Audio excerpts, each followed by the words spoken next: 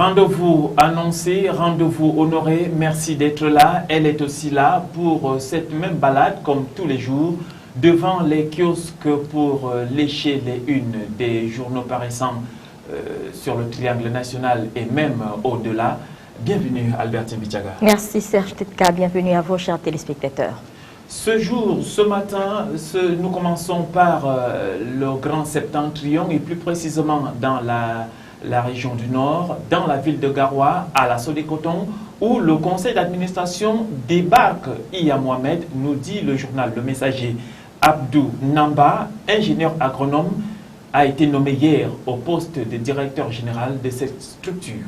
Et on reste avec le quotidien Messager pour parler cette fois-ci de la FECAFOOT. Et avec le journal Le Messager, l'on apprend que Marlène Mvuntu a dribblé la commission de discipline. C'est ce que déclare le journal à sa page 11. La plaignante qui était au parquet pour une autre affaire n'a pas pu être aux travaux de la commission de discipline et d'éthique. Pendant 2 jours, on a entendu parler que de sécurité maritime du golfe de Guinée. Désormais, cela rentre dans l'histoire et on n'attend plus que les faits sur le terrain. Le Messager nous parle encore du sommet du golfe de Guinée et nous dit que Paul Biya esquive la presse. L'un des intervenants à l'échange avec les médias prévu à la fin des travaux hier, c'est plutôt débiné. Les chefs d'État adoptent un code de bonne conduite pour la sécurité. Et puis cette autre fait relayée par le quotidien Le Messager ce jour, il s'agit d'un faux consul honoraire qui a été démasqué. Matamba Jacob, camerounais, ancien consul honoraire du Niger, a révoqué au début des années 2000, a voulu ravir la vedette Abdul Mohamed, le véritable consul. En page 3, donc, les détails concernant cette affaire. Cacophonie dans le droit d'auteur, les répartitions à tête chercheuse de la SOCAM, nous dit le Messager. Plusieurs artistes frustrés de n'avoir rien perçu à Douala. Avec le quotidien de Mutation, donc, on parle également de ce changement à la tête de la Sodé-Coton. Le nouveau directeur général a été donc élu, alors hier. Abdou Namba a été désigné à l'issue d'un conseil d'administration extraordinaire. C'est aussi une information relayée par le quotidien Mutation ce matin dans ses colonnes à la page 5. Et ceci expliquant cela, les affaires sont plus ou moins liées. C'est la FECAFOOT, nous parle les mutants ce jour, pour nous parler de cette enquête sur les accusations de corruption. Des membres du comité exécutif auraient perçu des pots de vin à l'occasion de l'Assemblée générale élective du 19 juin dernier. La commission d'éthique et de fair play s'est saisie de cette affaire et y planche ce matin. À retrouver donc dans le Mutation de ce jour également le supplément Symbiose avec comme enquête aux sources de la pénurie des antirétroviraux. Nous parlons là du VIH-Sida.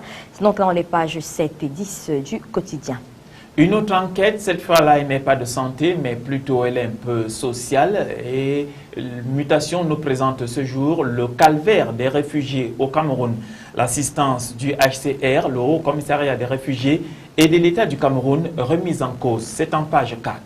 Avec le Mutation, on parle également de ce sommet de Yaoundé, mais cette fois-ci, on s'intéresse à une autre affaire, un autre pan de ce rendez-vous, le cas Joe Todia qui embarrasse Déby et Ouattara, selon le journal. Les présidents en exercice de la CEAC et de la CEDEAO ont refusé de s'exprimer hier sur le sort réservé au président de la transition en République centrafricaine. Page 12 et 13 pour les précisions. Lorsqu'on parle de RCA, ça signifie que nous sommes déjà à l'international et justement, nous parcourons tout de suite la une du quotidien aujourd'hui en France avec l'éducation où on parle encore une exception française. Pas de diplôme, pas de boulot à Panton.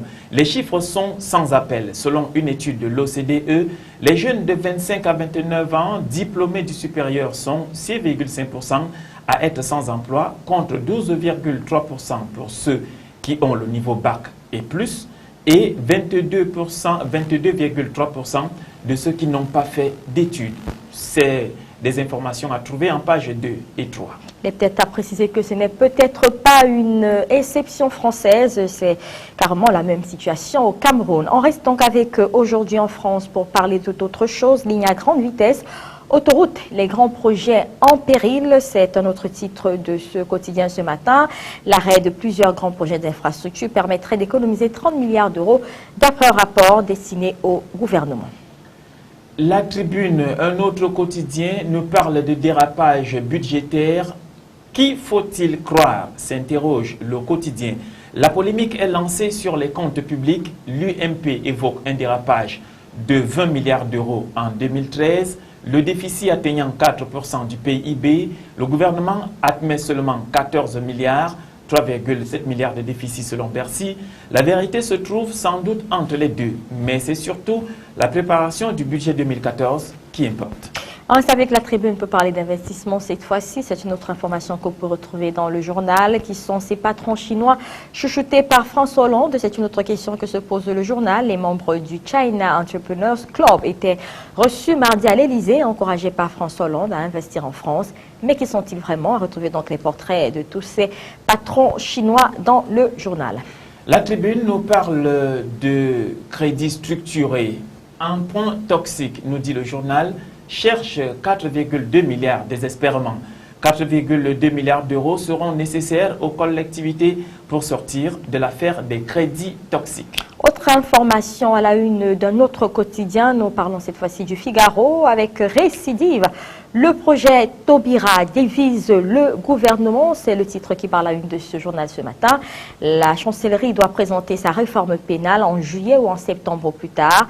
La garde des Sceaux entend mener à bien sa réforme pénale qui verra la disparition des peines planchées instaurées sous Nicolas Sarkozy. Vous pourrez donc retrouver ces informations dans les pages 2 du quotidien Le Figaro. En page 7, on s'attarde sur une autre information qui fait un peu jaser, comme j'aime bien à le dire, c'est la crise qui persiste entre Washington et Moscou. Au sujet de l'affaire Snowden, un parfum de guerre froide. Les relations entre Washington et Moscou sont de nouveau tendues. Le cas d'Edward Snowden, ex-agent de la CIA et ancien consultant de l'agence américaine NSA, arrivé dimanche dans la capitale russe, suscite de vives réactions. Les États-Unis soupçonnent le Kremlin d'aider le traître, entre guillemets, dans sa fuite et réclament son extradition. Délire et sornette, entre guillemets également, réplique Vladimir Poutine qui exclut une telle mesure. On peut le voir en image. Et avec Le Monde, le budget 2014 fait la une. Hollande rajoute 1 milliard d'euros pour les emplois aidés. Peut-on lire à la une de ce quotidien? Selon les lettres plafond budgétaires envoyées mardi 25 juin, tous les ministres participeront à un effort accru de 2%. Face à la crise, le président maintient la rigueur, mais privilégie le traitement social du chômage et la lutte contre la grande pauvreté. Le nombre de fonctionnaires est stabilisé, mais des coupes claires auront lieu dans les ministères jugés non prioritaires. Et puis Moscovici qualifie de mensonges les calculs de l'opposition qui dénonce une dérive des comptes publics en 2013. Tout cela est relaté à la page 6 du quotidien. Le quotidien nous parle aussi de succession en douceur et nous parle plus précisément de la transition en douceur à la tête de l'État qatari, où dans un geste inédit, l'émir Al Thani a cédé le pouvoir à son fils Tamim Ben Hamad Al Thani, réputé moderniste. Et on peut voir sur cette image le prince Tamim Ben Hamad Al Thani qui était en visite à Tunis le 16 juillet 2012.